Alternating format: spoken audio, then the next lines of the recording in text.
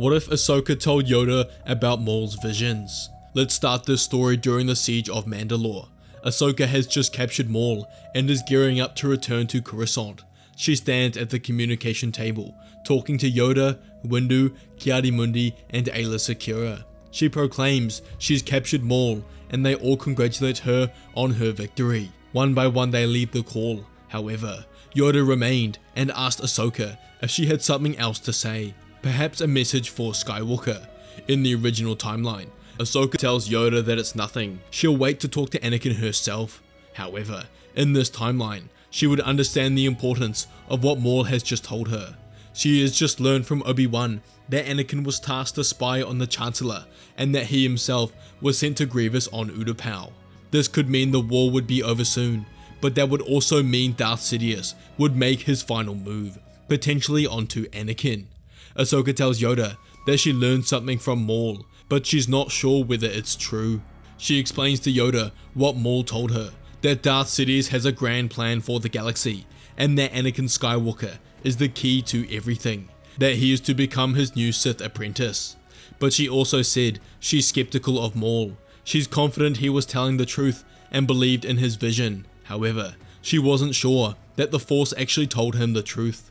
Yoda puts his hand on his chin, contemplating what Maul had told her.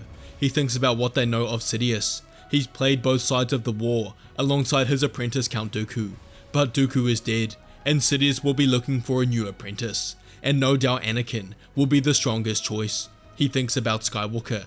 He's brash, over-emotional, and has strong attachments to those he cares about, and is currently at odds with the Jedi Council because they permitted him on being on the Council, but didn't make him a master, and instead they made him spy on Palpatine, as the Council know that Sidious must be a high-ranking member of the Senate, and Yoda starts to wonder, did the Jedi put Anakin exactly where Sidious wanted him?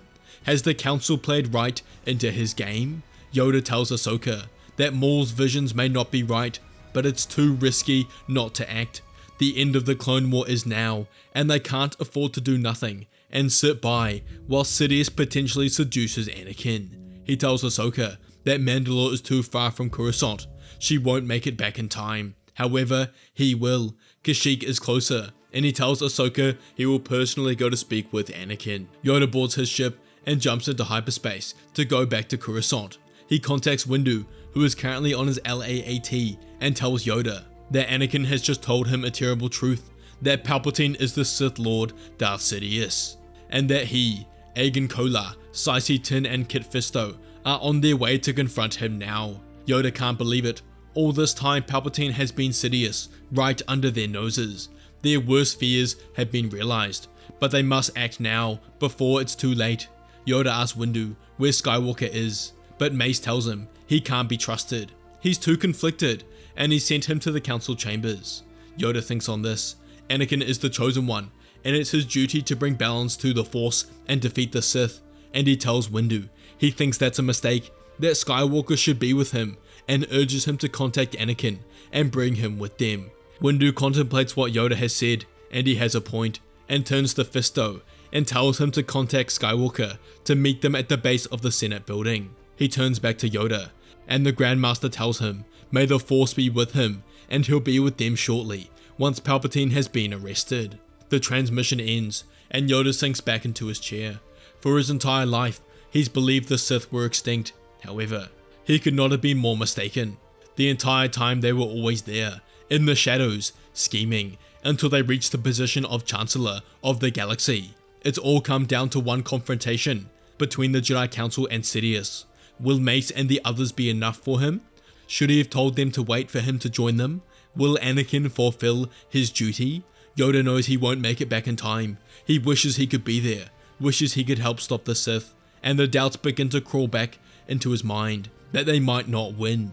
He wishes he could help, do something, and realizes he can. Now in the galaxy far, far away, the Jedi had the Force to shield their minds from prying eyes. Here in our galaxy, the Sith Lords of the Internet, your ISP, school or work IT, even the websites you visit are watching your every move. And no, browsing incognito mode is not the same as a Jedi mind trick. Incognito hides your history locally, but the Empire is still tracking you. That's why you need CyberGhost VPN, your own personal cloaking device for the digital realm. With over 38 million users worldwide and a near perfect Trustpilot score, it's the most recommended VPN in the galaxy. More than 20,000 people rated it excellent, and after trying it, it's easy to see why. CyberGhost encrypts and reroutes 100% of your traffic through their secure servers. Once you flip it on, no Sith, bounty hunter, or nosy administration droid will know what system you're traveling through online. And with servers in over 100 countries, you will always have hyperspace routes open, no matter where you are. With CyberGhost, you can unlock over 40 streaming platforms like Netflix and Amazon Prime, kind of like accessing hidden holocrons of entertainment across the galaxy. The app works on all operating systems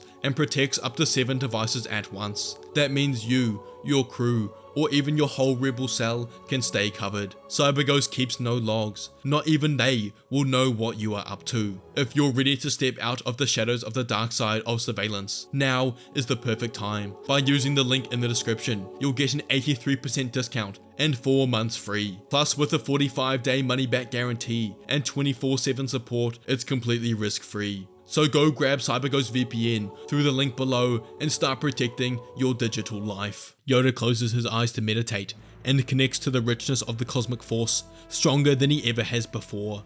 He calls out for help and name Qui-Gon and asks for his guidance now. Yoda opens his eyes and in front of him, Qui-Gon appears and greets with his old master. He tells Qui-Gon he needs his help. The end of the war and confrontation with the Sith is upon them, and he must assist them.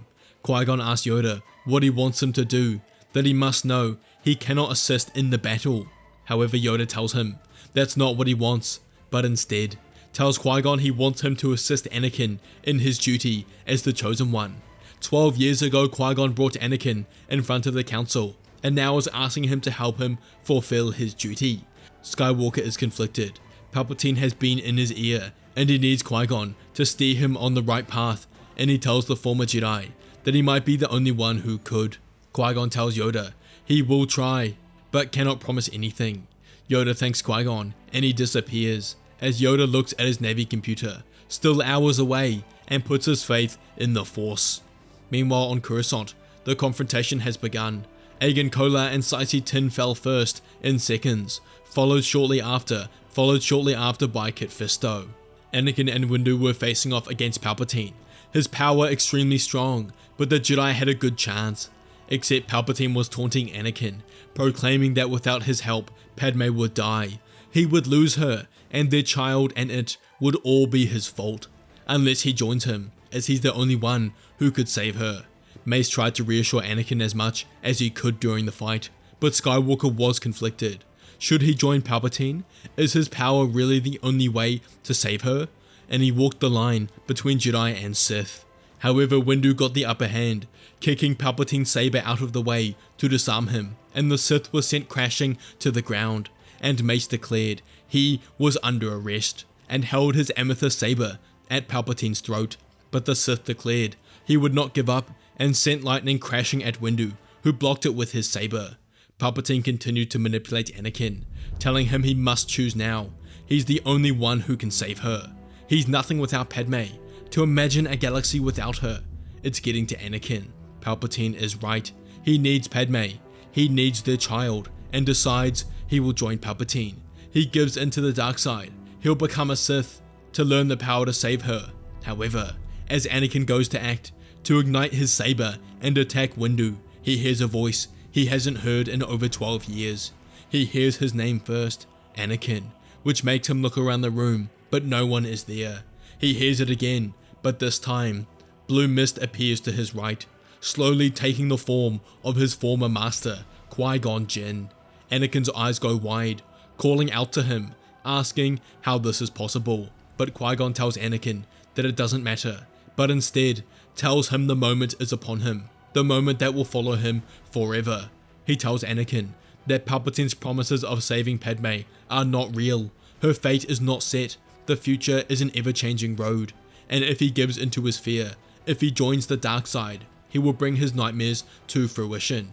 He tells Anakin to take a step back, to trust in the light side of the Force, to trust in himself and not the Sith. In that pivotal moment, Qui-Gon brought Anakin back from the brink of the dark side as Palpatine's lightning finished, his eyes wide in shock at the sight of Qui-Gon's Force ghost, wondering how the Jedi could achieve such power. Mace Windu declared that he will end this once and for all, going to strike down Palpatine as Qui-Gon puts his hand on Anakin's shoulder and tells him he's proud of him. Mace Windu swings his blade down as Anakin watches it connect and slash across Palpatine's chest, entering his chest cavity and ending his life.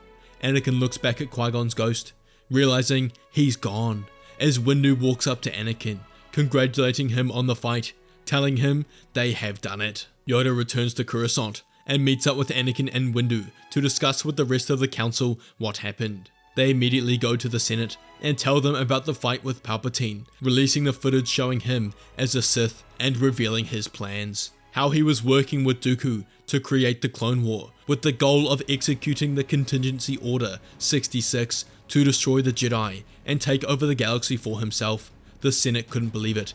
Everyone thought Palpatine was on their side, but support for him quickly turned after the truth was revealed. Over the following days, the Jedi are called back to Coruscant as the war is essentially over and deal with the transition of political power to the new Chancellor Mon Mothma. The Separatist leaders are hunted down and arrested, and surrender negotiations have begun. Meanwhile, after a few days, Anakin was summoned into the Jedi Council chambers. He stood in the center as Windu stood next to him.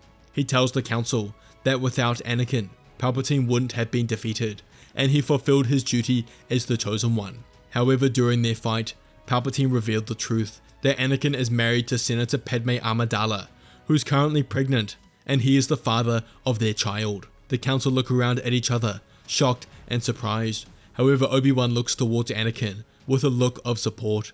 Ki-Adi-Mundi states that he's broken the Jedi Code and must face the consequences, but Yoda says that to make any decision now would be out of fear. They must meditate on this together before they make a decision. However, Anakin speaks up and tells the council there is no need.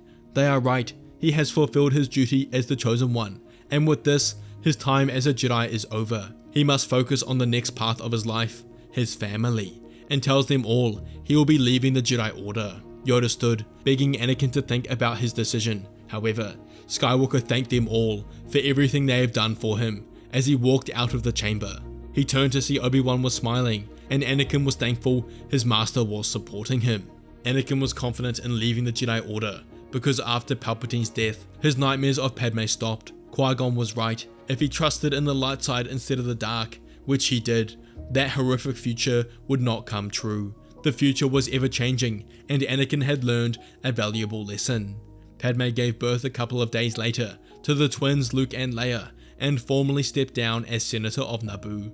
They moved to the lake house together, excited and eager to begin the next chapter of their lives as parents and step away from galactic affairs. The years following Anakin and Padme moving to Naboo were peaceful. They were joined by Ahsoka, both for her to help raise the kids but also join their family. They lived in the massive lake house and enjoyed the free and luscious terrain. When Luke and Leia reached 3 years old, they began showing signs of Force sensitivity, and Anakin knew the time to train them was now. However, at the same time, Padme became pregnant with their third child, another boy, and slowly the Skywalker family would begin to expand. After this, Ahsoka left them on Naboo to pursue the next chapter in her life, but would come back and visit every couple of months to catch up with the Skywalker family. 8 years later, Luke and Leia were 13, their third son Ben, 8 years old, and their youngest, a daughter named Kayla. They lived peacefully together and enjoyed their life as a family.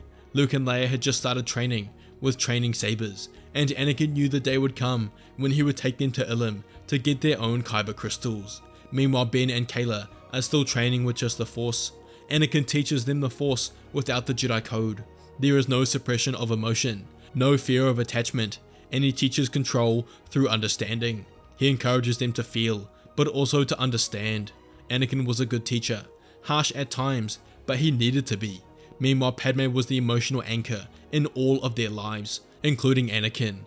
They often think back on the events of the past and how one pivotal decision could have changed their lives forever. The late afternoon sun sat low over the lake, casting long reflections across the water. Luke and Leia moved in slow circles on the grass, training sabers humming slowly as they tested their footwork. Their movements weren't perfect, but they were instinctive. Nearby Ben sat, cross-legged, with his eyes squeezed shut, brow furrowed in concentration, as a small stone trembled in front of him. Kayla watched intently, one hand outstretched, trying to mimic him, with the same determination. Anakin stood with his arms folded, correcting Luke's stance, as Leia also adjusted and smiled. Padme sat on the stone steps behind him, Kayla eventually abandoning her focus to climb into her mother's lap. It was loud, it was messy, and it was everything Anakin had never had, and everything he had once feared he would lose. The sound of a ship descending broke the moment. Luke was the first to look up, Leia followed, and Anakin felt it before he saw it.